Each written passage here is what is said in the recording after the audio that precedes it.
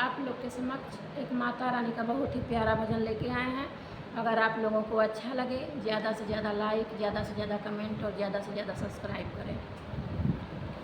मैया कुछ ना मांगीला एगो फूल मांगीला, मैया कुछ ना मांगीला एगो फूल मांगीला, मैया रउरी चरनिया के धूल मांगीला, मैया रउरी चरनिया के धूल मांगीला।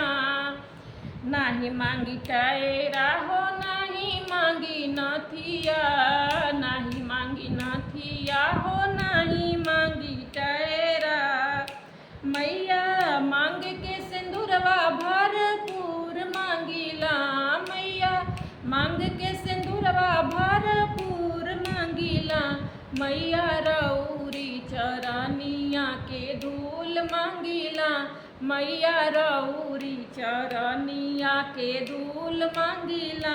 मैया कुछ ना मांगीला एगो फूल मांगीला, मैया कुछ ना मांगीला एगो फूल मांगीला, मैया रउरी चरनिया के धूल मांगीला, मैया रउरी चरनिया के धूल मांगीला। नाही मांगी पायल हो नाही मांगी बिछुआ, नाही मांगी पायल हो नहीं मांगी बिछुआ, मैया गोड़ के महावर भरपूर मांगीला, मैया गोड़ के महावर भरपूर मांगीला, मैया रउरी चरनिया के धूल मांगीला, मैया रउरी चरनिया के धूल मांगीला।